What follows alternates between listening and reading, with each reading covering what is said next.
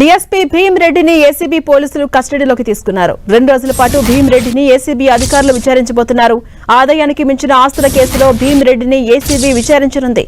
అక్రమాస్తుల కేసులో గత నెల 7న డీఎస్పీ భీమ్రెడ్డిని ఏసీబీ అరెస్ట్ చేసింది. 2 రోజుల పాటు ఏసీబీ కస్టడీకి స్పెషల్ కోర్టు అనుమతి ఇచ్చింది. రేపు సాయంత్రం 5 గంటల వరకు భీమ్రెడ్డిని ఏసీబీ అధికారులు విచారించబోతున్నారు. కస్టడీ విచారణలో ప్రధానంగా బినామీల ఆస్తులపైనే డీటెయిల్స్ రాబట్టబోతున్నారు అధికారులు.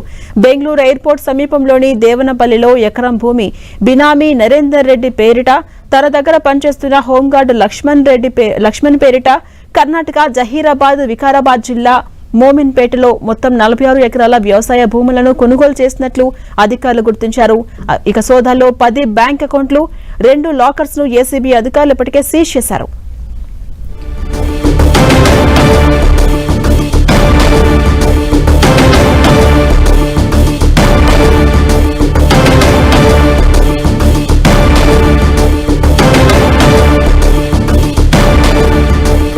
అప్డేట్స్ మా ప్రతినిధి కిరణ్ అందిస్తారు. కిరణ్, అక్రమాస్తుల కేసులో డీఎస్పీ భీమ్రెడ్డిని ఏసీబీ పోలీసులు కస్టడీలోకి తీసుకున్నారు. మొత్తం 2 రోజుల పాటు విచారించబోతున్నారు. అప్డేట్స్ ఏంటి?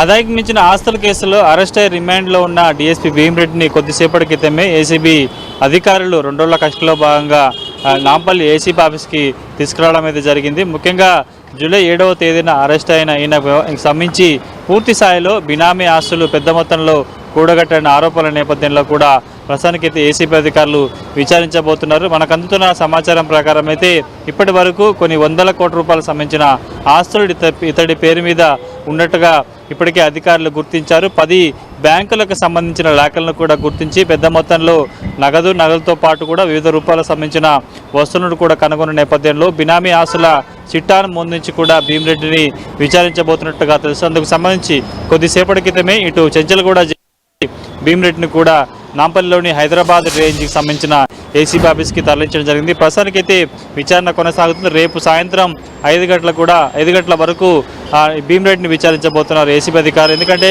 రాష్ట్ర వ్యాప్తంగా సంచలనంగా మారిన డీఎస్పీ భీమ్రెడ్డి ఆదాయానికి మించిన ఆస్తుల కేసుకు సంబంధించి, ఎందుకంటే కనీవిని ఎరగని రీతిలో కూడా పెద్ద మొత్తంలో ఇతడు సంబంధించి 100 కోట్ల రూపాయలకు సంబంధించి కావచ్చు, కొన్ని 100 ఎకరాలకు సంబంధించిన ల్యాండ్తో పాటు వివిధ ఆస్తులను కూడా గుర్తించారు. కేవలం ఈయన సీఐ స్థాయి నుంచే కూడా పెద్ద మొత్తంలో అవినీతి అక్రమాలకు సంబంధించిన సంపాదన కూడగట్టినట్టుగా ఇతడి మీద ఆరోపణలు ఉన్న పరిస్థితి కనిపిస్తుంది. కాబట్టి డీఎస్పీ స్థాయిలో ఉంటూ కూడా ఈయన పెద్ద మొత్తంలో అటు వివిధ అక్రమాస్తులు కూడా కూడగట్టినట్టుగా ఏసీబీ అధికారులు గుర్తించారు.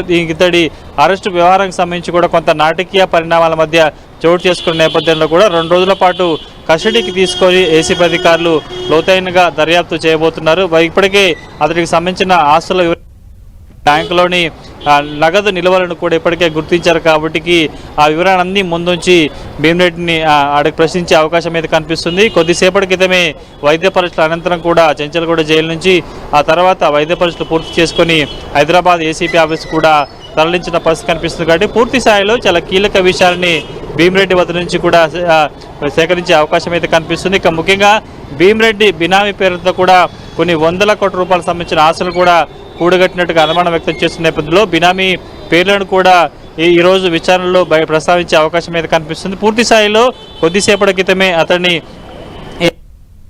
నాంపల్లి ఏసీబీ ఆఫీస్ కూడా తరలించారు. కాబట్టి ఈరోజు 2 రోజుల పాటు అంటే 6 రోజుల కస్టడీ అడిగితే కేవలం 2 రోజుల కస్టడీ ఇచ్చింది. కాబట్టి రేపు సాయంత్రం 5 గంటల వరకు సంబంధించి కావచ్చు బినామీ ఆస్తుల చిట్టాను ఆయన ముందుంచి కూడా ఏసీబీ అధికారులు విచారించే అవకాశం అయితే కనిపిస్తుంది. ఝాన్సీ రాణి. Right, thank you Kiran.